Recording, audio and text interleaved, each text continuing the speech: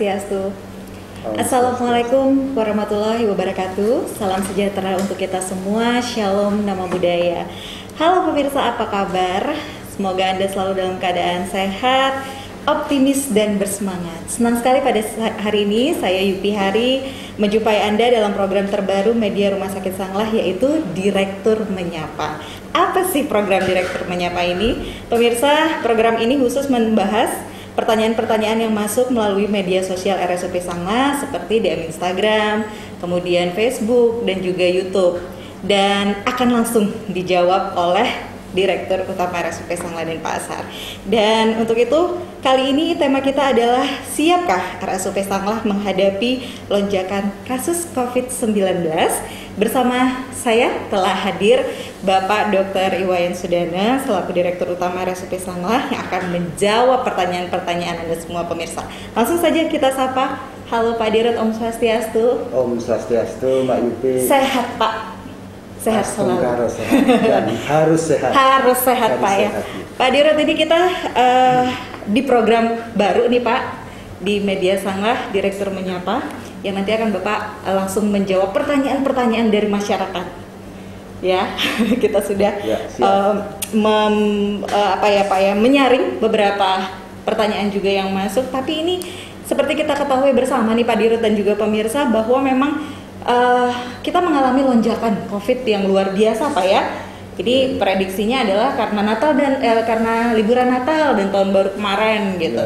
Ya, yang menjadi kecemasan masyarakat Pak adalah kira-kira rumah sakit ini siap nggak sih?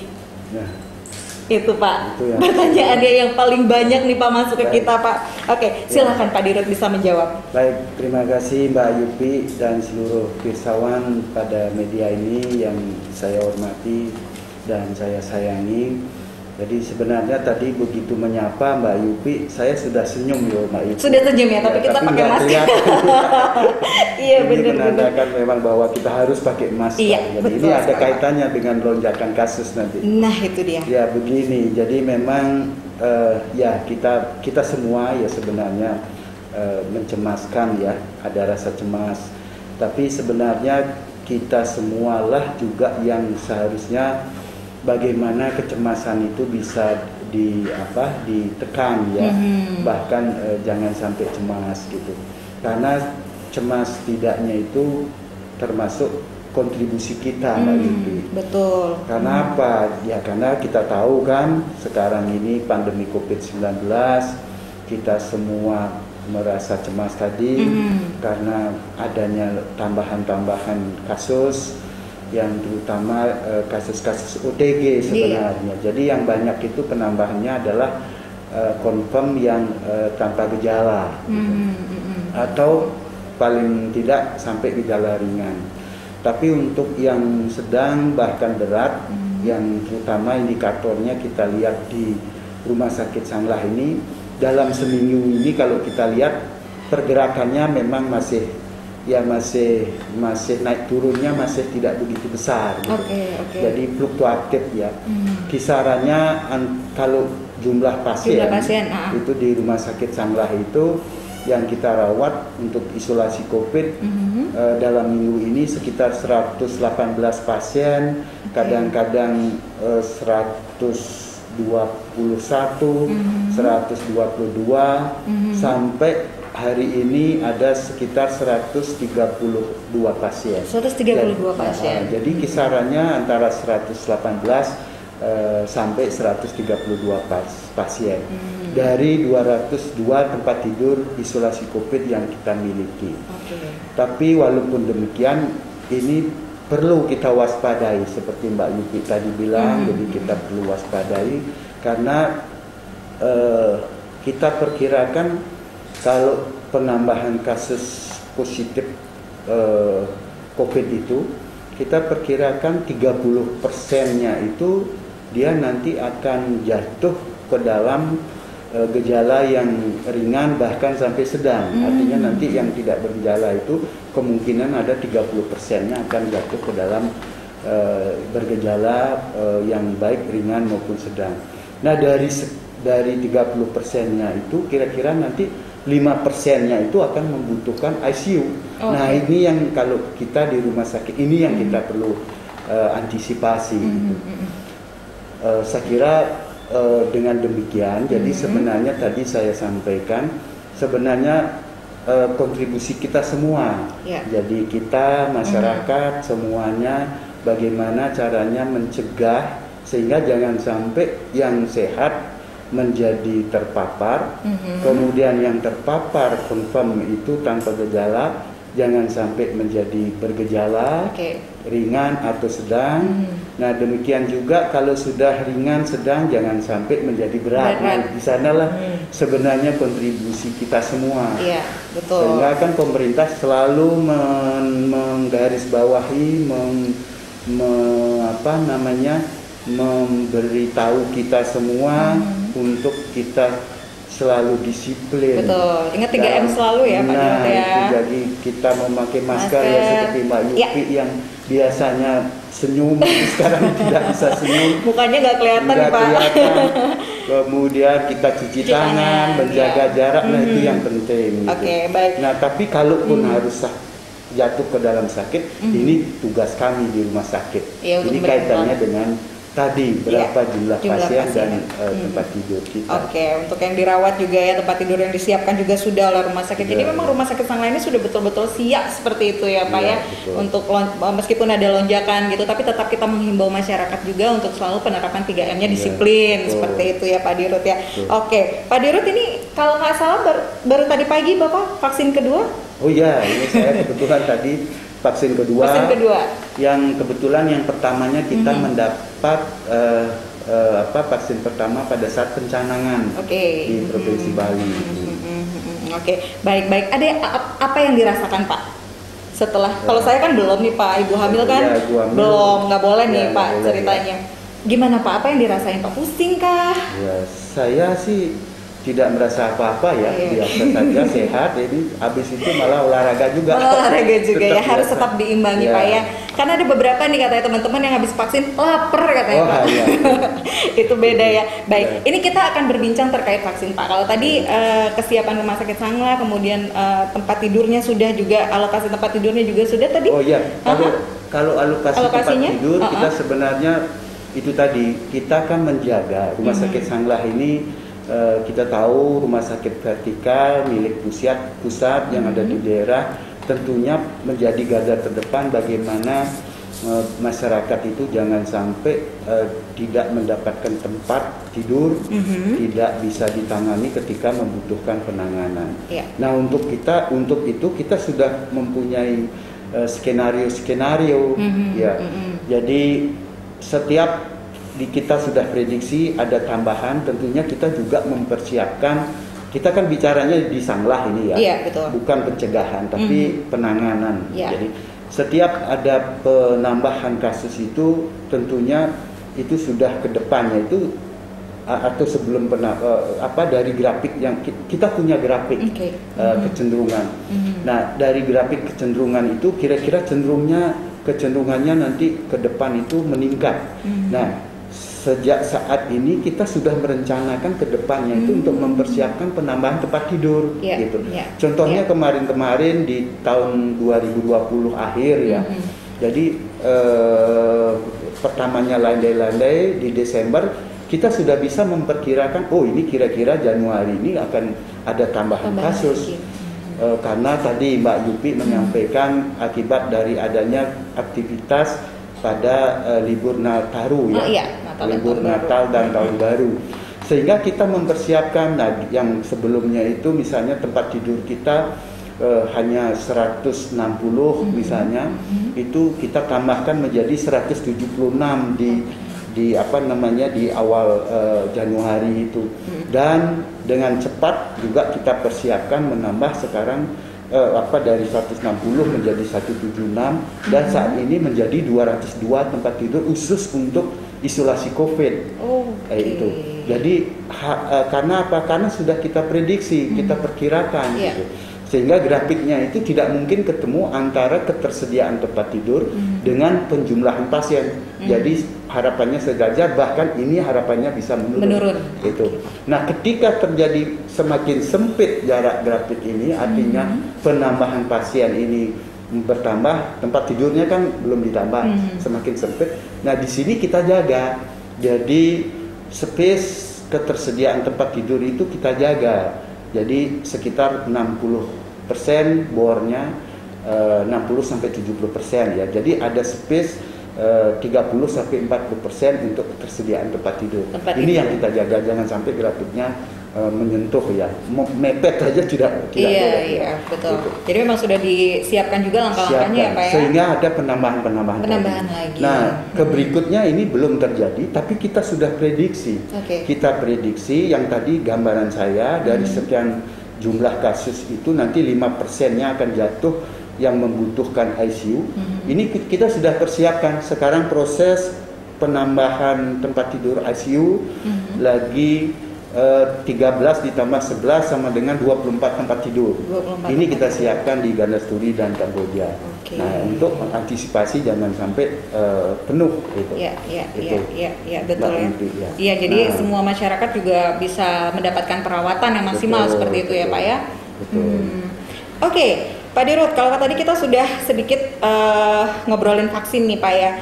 Ini ada sesuai dengan arahan Menteri Kesehatan yang menargetkan vaksinasi tenaga kesehatan nih Pak harus selesai pada akhir bulan Januari 2021. Jadi semua harus selesai nih untuk tenaga kesehatannya.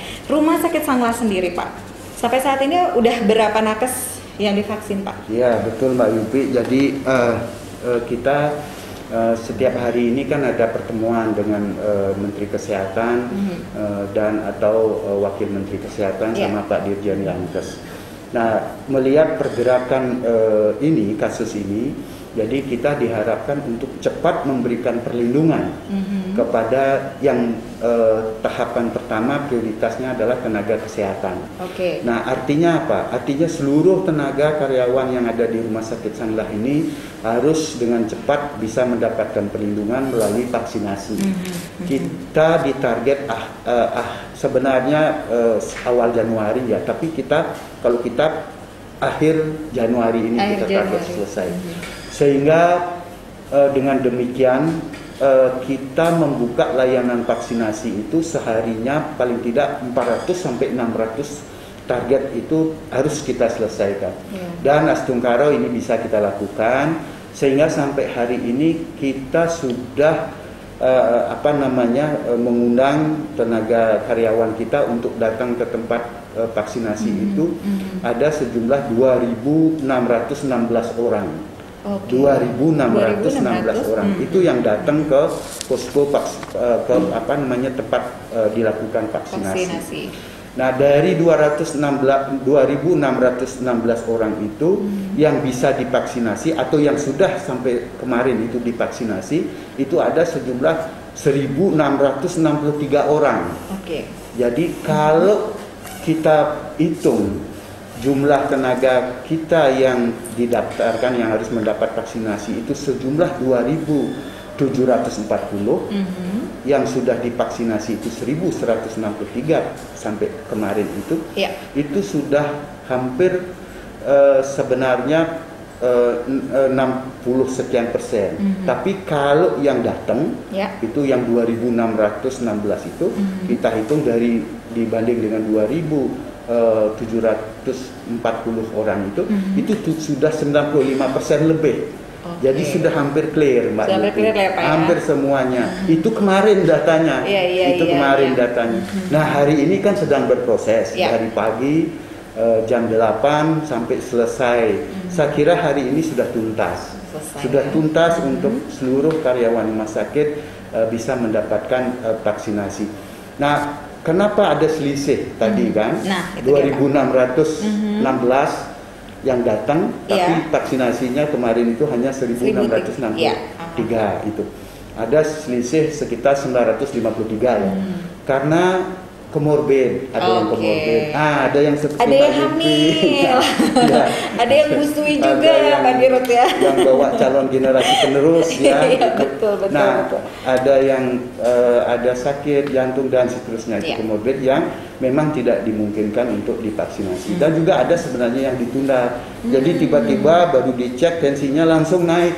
Ya, ya maklum ini tensinya ini kan tanggal tua ya. Deg-degan gitu Pak ya. Langsung tiba-tiba melonjak tinggi gitu. Langsung naik. Tapi hari ini yang ditunda-tunda itu seharusnya sudah dituntaskan. Ya. Kecuali yang komorbid. Komorbid memang tidak bisa kan itu. Nah, sehingga tuntas. Dan hari ini juga kita sudah tuntas, kita lanjutkan Mbak Yupi. Jadi tidak berhenti di situ. Karena apa? Vaksinasi itu sebenarnya secepat mungkin dan sebanyak mungkin gitu. Supaya perlindungannya sebanyak mungkin dan dilakukan secepat mungkin dia mendapat perlindungan gitu. Nah, sebanyak mungkin, secepat mungkinnya kan sudah jadi selesai karyawan. Nah, masih ada yang tersisa yang berinteraksi di sini karena kita adalah rumah sakit pendidikan. Ada yang namanya residen, bukan presiden loh. Residen. Jadi residen itu peserta didik, jadi yang sudah dokter tapi mau menjadi spesialis itu. Nah, itu jumlahnya bukan main-main jumlahnya. Jadi jumlahnya juga banyak itu. 1.129 orang. Banyak juga Pak Dirut ya. Juga. Nah, kalau harapan kita kan tadi secepatnya dan sebanyak-banyaknya semuanya yang berinteraksi di sini, sehingga itu yang kita juga sasar. Jadi mulai hari ini sudah mulai dan kita beri target itu sampai hari Minggu 1129 itu tuntas. Sehingga semuanya sudah tervaksinasi. Betul. Nah, kenapa 1129 itu ini kan tanggal 28 ya. 29, 30, 31, 3 hari lagi hari Minggu kan? Itu karena memang per hari itu target kita 400 sampai 500. Jadi kalau hitung-hitungan itu saya kira tuntas. Itu sehingga jadi menjawab pertanyaannya Mbak Yupi, akhir Januari ini kita tuntas. Selesai sudah Pak ya, sesuai target ya Pak Dirut ya. Ini sebenarnya bukan ini adalah pertanyaan dari netizen nih. Pak Dirut, Bapak Igusti Bagus Sutrawan, asal Seriret Singaraja. Itu yang kemarin juga ya di sana ya. Di Bali Barat. Tapi tidak ada gempa kan di sana, Seriret? Enggak kayaknya Pak. Hanya bunyi dentuman. Hanya bunyi dentuman saja dan itu pun di atas ya. Oke, baik Pak Dirut, itu tadi menyangkut pertanyaan dari netizen. Itu banyak yang penasaran juga nih terkait vaksin kita. Nah, ini ada lagi pertanyaan Pak Dirut nih. Kita langsung aja ke pertanyaan netizen ya Pak ya. Berkaitan dengan penanganan kasus COVID-19. Kita balik lagi nih ke penanganan COVID-19 di Rumah Sakit Sanglah.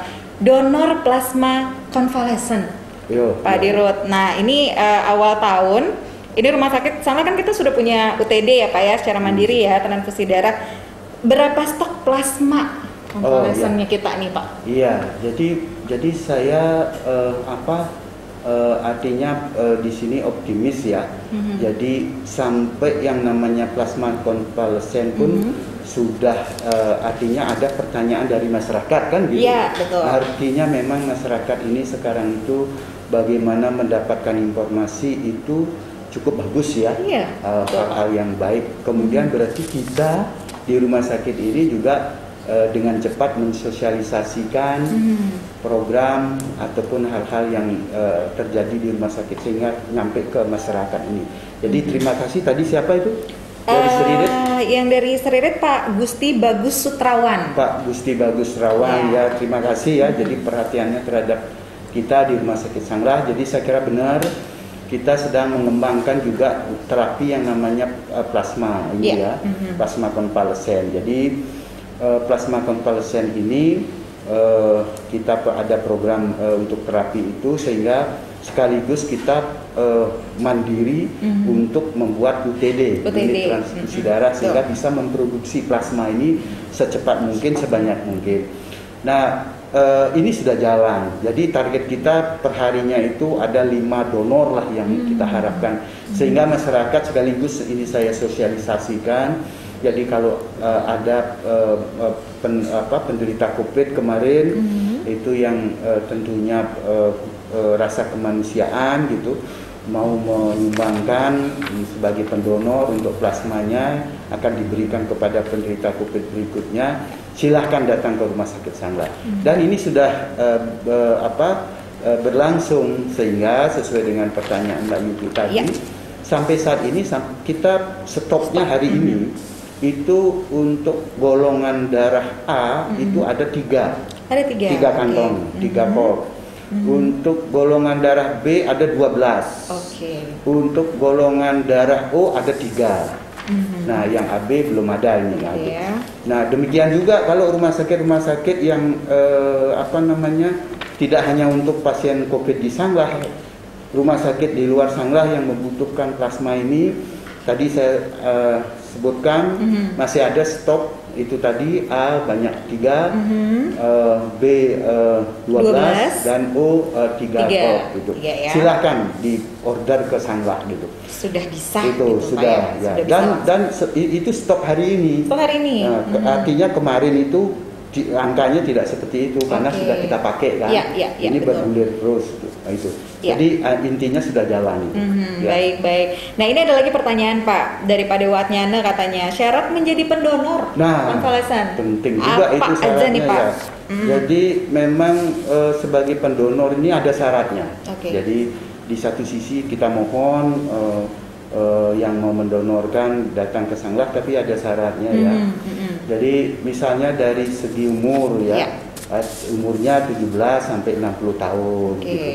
Kemudian sebenarnya persyaratan administrasi, kemudian persyaratan kondisi fisik pasien gitu. Nah, administrasinya itu jadi umurnya sekian, kemudian jenis kelamin misalnya baik laki maupun perempuan itu boleh. Tapi ketika perempuan saya lebih baik menyebutnya perempuan apa wanita ya? Perempuan. Kalau orang Jawa itu perempuan itu lebih halus. Kenapa? Perempuan. Karena empu. Jadi empu itu yang lebih dihormati perempuan.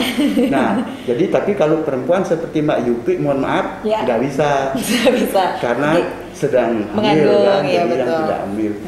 Nah, itu kemudian kalau laki tidak pernah mendapat transfusi itu darah. Nah, itu kemudian ada lagi misalnya persyaratan dari segi pernah menjadi pasien COVID mungkin? Pasien COVID. Nah, jadi kalau pasien COVID itu dia minimal bebas atau sembuh 14 hari 14 hari. Dan 14 hari itu tidak ada gejala itu yang tidak OTG. Itu yang kadang-kadang masih salah kaprah nih, Pak. Jadi karena sehat tidak OTG justru donor gitu jadi tidak bisa. Nggak boleh ternyata ya, Pak. Jadi yang bukan OTG itu. Jadi yang tidak OTG confirm kemudian 14 hari sembuh dan 14 hari itu tidak ada gejala itu. Kemudian kalau berat badan nih, Pak? Nah, berat badan itu paling tidak 55 kg ya. Kemudian setelah itu kan dicek pasti. Betul. Calon pendonor dicek misalnya tekanan darahnya. Nah, tekanan darahnya itu kalau bahasa medis itu ada namanya sistol ya. Itu sistolnya 100 sampai 160 gitu. Jadi kalau kurang dari itu tidak bisa, kalau lebih dari 160 tidak bisa. Kalau diastolnya 60 sampai 100 gitu. Itu setelah dicek. Kemudian dicek nadinya tadi. Biasanya kalau periksa itu kan deg-degan itu. Tensinya langsung naik ya. Itu nadinya juga tidak boleh terlalu sedikit kecil dan terlalu tinggi tidak boleh. Jadi antara 60 sampai 100 kali per menit gitu untuk nadi itu ya. Jadi hal-hal itu menjadi persyaratan. Nah, persyaratan yang paling ini tentunya bagaimana si calon pendonor itu harus mau menandatangani form yang sudah kita siapkan dan juga inform consent. Nah, itu. Jadi sudah artinya tidak ada masalah dengan kesanggupan calon pendonor itu. Itu beberapa syarat-syarat bisa menjadi pendonor plasma konvalesen. Kalau sekali nih Pak pernah jadi pendonor, kemudian nanti yang berikutnya pengen donor lagi gitu boleh nggak sih Pak? Ya, saya kira itu asal. Yang penting memenuhi syarat ya Pak ya. Oke, berarti nggak masalah nih Pak ya terkait donor, yang penting sudah memenuhi syarat ya. Itu tadi pertanyaan dari Pak Dewatnya. Nah, agak penasaran nih sama syarat-syarat untuk menjadi pendonor konvalesen.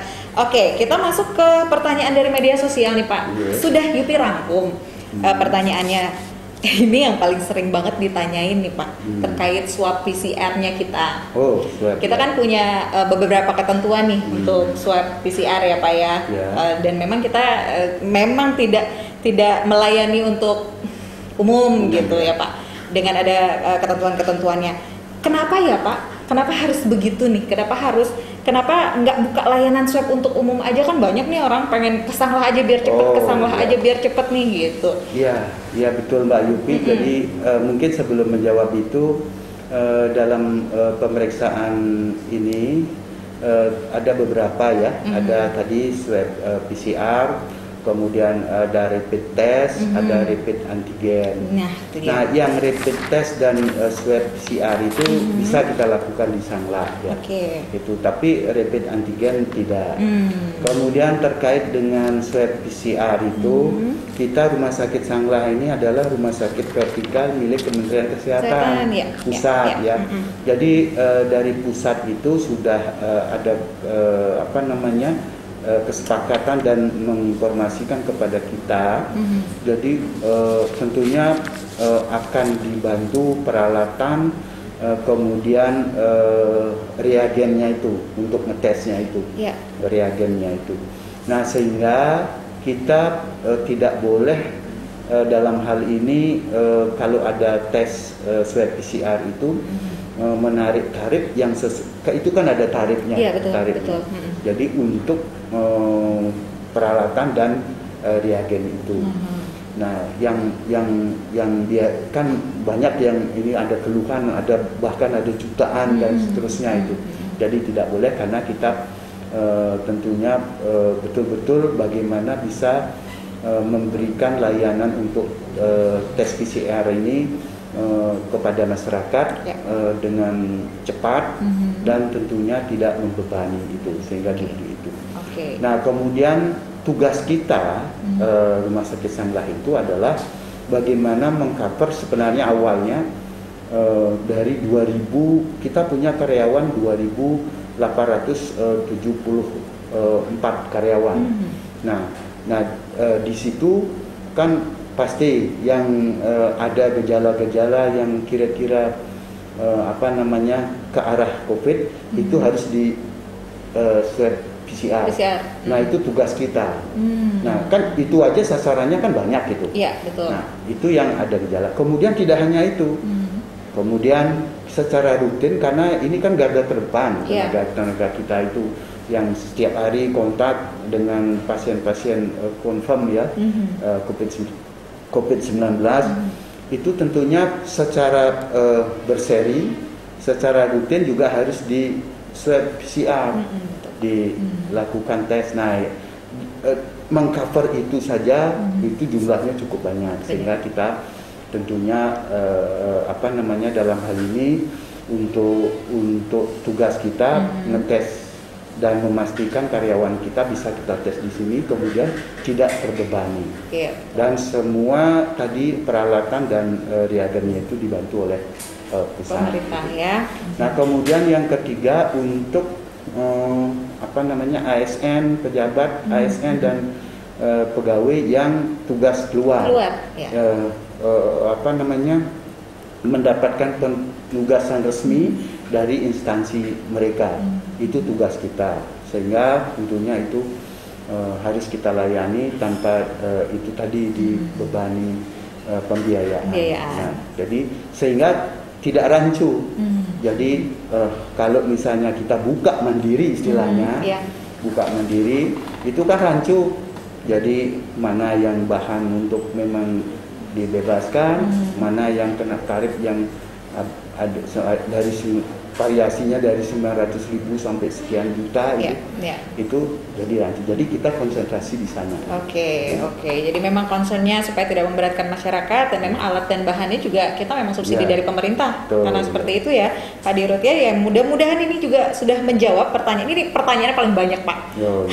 Jadi hampir setiap hari kalau buka DM Instagram atau buka chat dari Facebook, kemudian dari YouTube, yang paling banyak ditanyakan adalah ini. Jadi sebenarnya di awal-awal kita punya pemikiran bahwa untuk memperluas jangkauan pelayanan kita buka mandiri sebenarnya.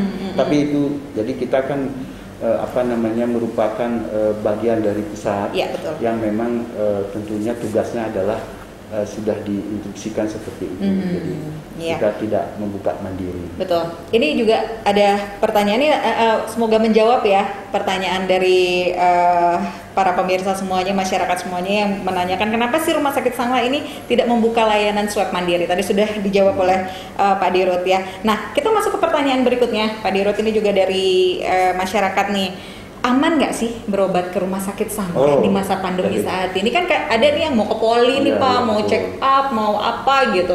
Itu aman nggak ya Pak ya? Ya, jadi saya jawab langsungnya aman. Gitu kan. Aman. Betul. Begini Mbak Yupi, jadi itu ada ilustrasinya ya. Jadi rumah sakit, jadi bermula dari bahwa Rumah Sakit Sanglah ini adalah rumah sakit kelas A. Rumah sakit pusat rujukan, bahkan salah satu rujukan nasional. Nah, kalau statusnya sudah seperti itu, kita tahu pasti kasus-kasus yang ditangani di Rumah Sakit Sanglah ini adalah kasus-kasus yang tidak bisa ditangani di daerah, tidak bisa ditangani di RSUD. Jadi kalau kelas rumah sakit B, C, D itu pasti tidak bisa. Jadi itu baik yang COVID maupun yang umum yang tidak COVID. Nah, jadi sehingga apa? Ini ada kaitannya sehingga kita Rumah Sakit Sanglah ini membawa dua misi. Jadi pelayanan pasien COVID dan pelayanan pasien non COVID atau umum. Sebenarnya kan lebih gampang kita kalau COVID saja. Tapi itu tadi, jadi tidak mungkin kita tidak juga melayani pasien umum. Karena apa? Karena pasien-pasien kasus umum ini untuk yang di Sanglah loh, itu kasus yang tidak bisa. Kalau kita oper ke rumah sakit lain itu tidak bisa ditanganin gitu, karena di sini pusat rujukan pusat sumber daya manusia yang bisa menangani kasus-kasus sulit itu. Nah, dengan adanya penyeimbangan antara melayani kasus COVID dengan kasus non COVID, ini yang kita atur.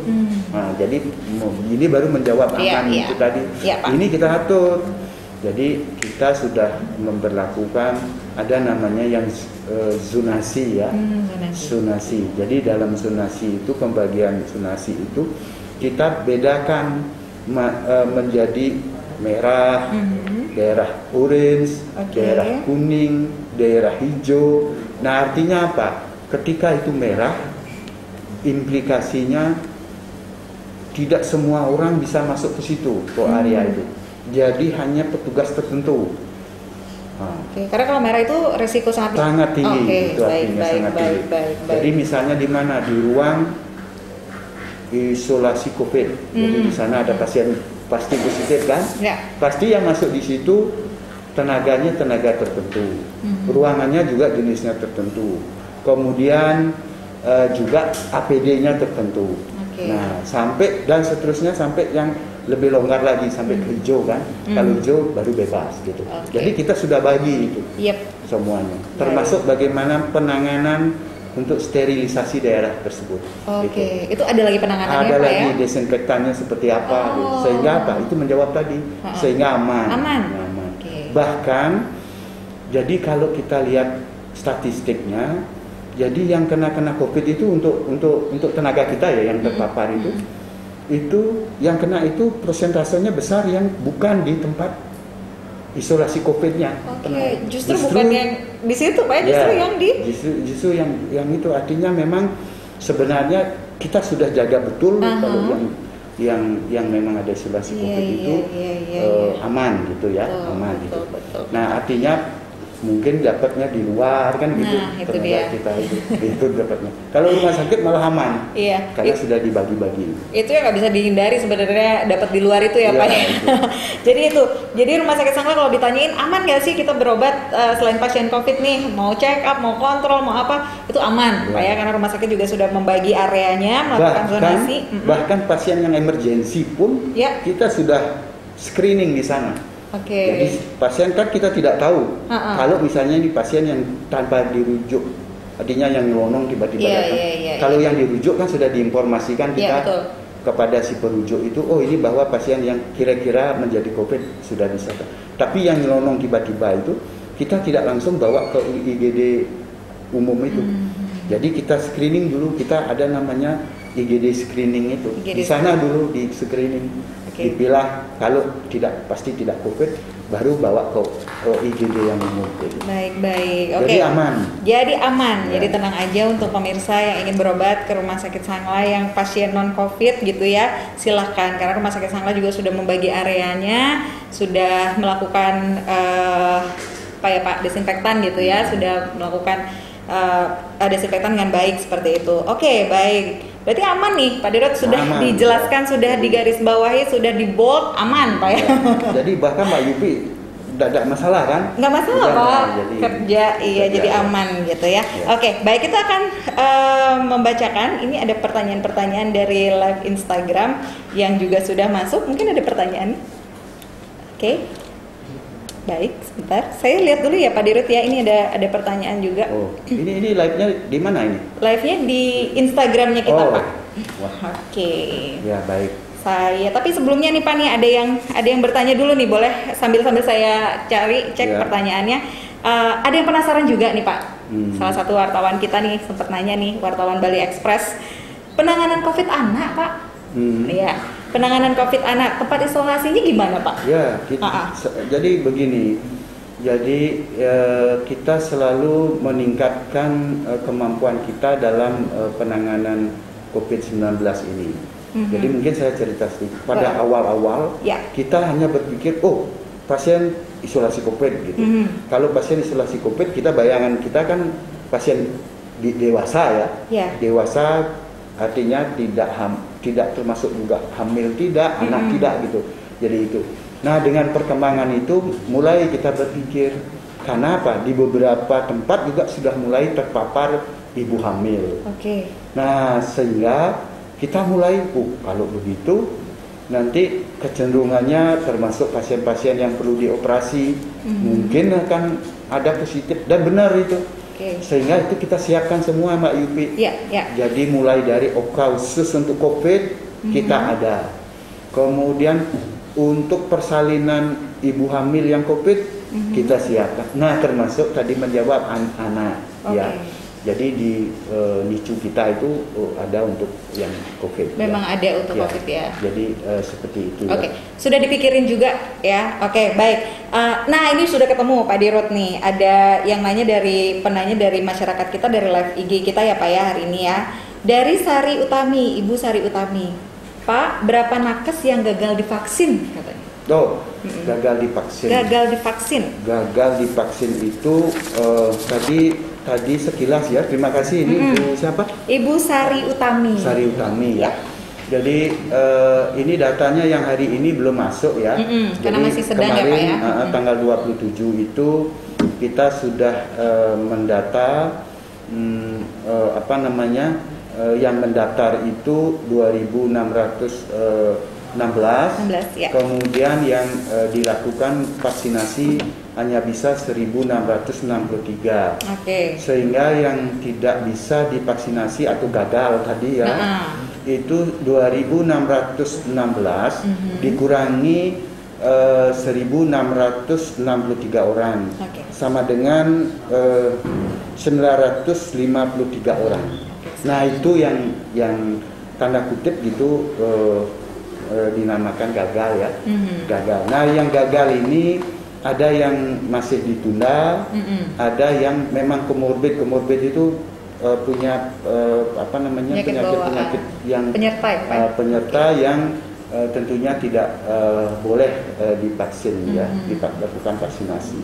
Itu Jadi sampai saat ini ada 953 Mbak Ibu. Oke, 953 yang Gagal. bisa dibilang gagal vaksin ya Pak ya? Katakanlah tidak bisa divaksinasi. Tidak bisa divaksinasi karena memang ada komorbidnya, penyakit bawaannya. Penyakit bawaan itu kan seperti jantung, kemudian ginjal, oke. Hipertiroid. Iya Pak. Kemudian penyakit dengan saluran pernapasan. Oke. Gitu. Ya. Itu masih ya. Kemudian nih ada yang tanya juga nih Pak dari Putu Edi, setelah divaksin ada yang mengalami efek samping kah? Untuk di Rumah Sakit Sanglah maksudnya Pak ya? Ya baik, jadi memang sebenarnya setiap zat yang dimasukkan ke dalam tubuh itu sebenarnya bisa bereaksi dan ada berpotensi untuk terjadi reaksi yang gejalanya macam-macam ya. Jadi ada pusing, ada bahkan shock langsung dan seterusnya. Nah, tapi sebenarnya karena kita sudah rencanakan semua ya, artinya kita akan melakukan vaksinasi penyuntikan, sehingga kita juga siapkan tim. Jadi ada namanya tim penanggulangan dampak terhadap imunisasi KIPI itu ya, kejadian ikutan dari imunisasi itu. Nah itu, jadi ada timnya itu, sehingga di dalam meja-meja itu, jadi mulai meja 1 registrasi, selanjutnya meja 2 itu diperiksa kan, di screening ya Pak ya. Di screening itu kan termasuk tensinya dia. Meja 3 disuntik. Nah meja 4 ini yang jawaban ini.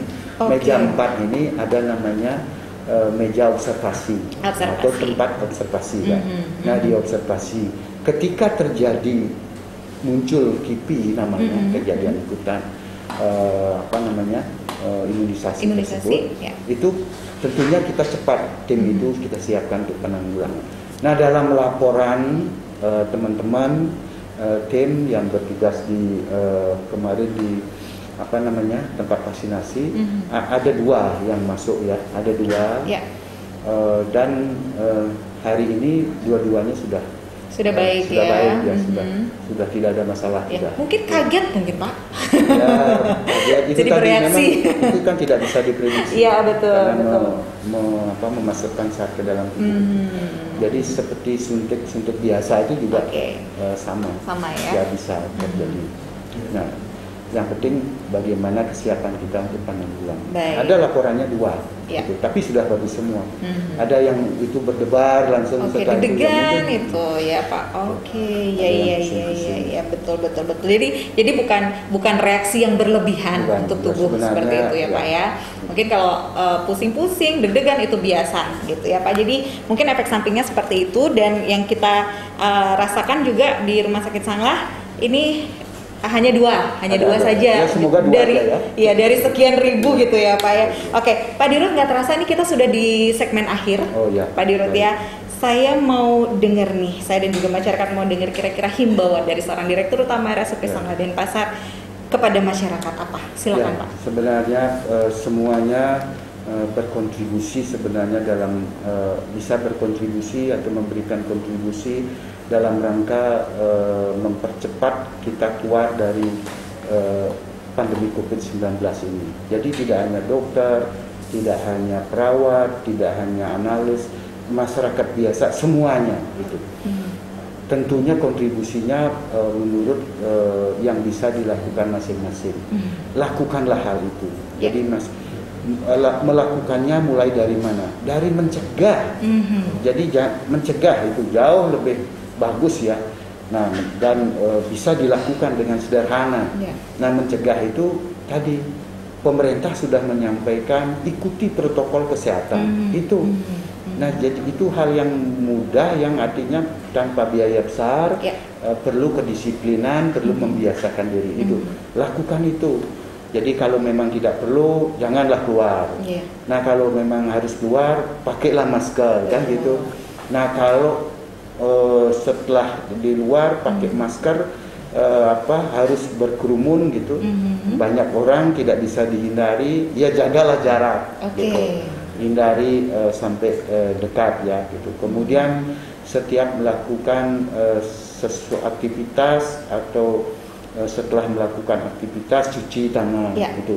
Jadi hal-hal yang mudah lakukanlah itu. Betul. Nah sehingga itu akan memberikan kontribusi yang sangat besar yang dalam pencegahan.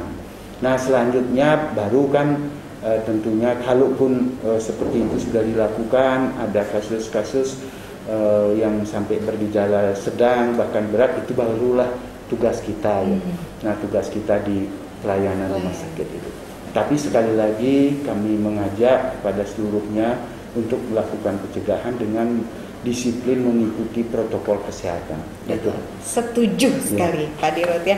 Pak Dirut terima kasih banyak sharingnya. Sama-sama. Terima kasih banyak juga sudah menjawab. Ini yang sudah kita rangkum pertanyaan-pertanyaan dari netizen juga selama 1 bulan. Ini periode Desember ya Pak. Nanti untuk yang Januari akan kita ini lagi akan kita ini sekarang bulan Januari. Bulan Januari berarti periode per Desember Januari ya Pak ya. Nanti akan kita rangkum lagi Pak. Nanti kita ketemu lagi Pak nih untuk menjawab lagi pertanyaan-pertanyaan dari masyarakat, lebih dekat lagi dengan masyarakat. Saya terima kasih ya kepada tadi dari Sririt, kemudian ada dari mana lagi?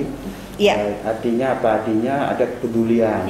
Jadi ada perhatian terhadap Rumah Sakit Sanglah yang tentunya harapannya pelayanan di Rumah Sakit Sanglah itu menjadi lebih baik ya. Hari ini lebih baik dari hari kemarin, hari esok lebih baik dari hari ini. Terima kasih. Dan kita juga masih menunggu pemirsa untuk memberikan pertanyaan-pertanyaannya. Nanti silakan melalui akun media sosial kita di Instagram, YouTube maupun di Facebook dan juga web kita bisa ya. Baik pemirsa, demikian acara Direktur Menyapa hari ini bersama Bapak Dr. Wayan Sudana selaku Direktur Utama RSUP Sanglah, dan tentunya saya Yupi Hari mengucapkan terima kasih atas kebersamaannya. Sampai jumpa. Om Santi Om.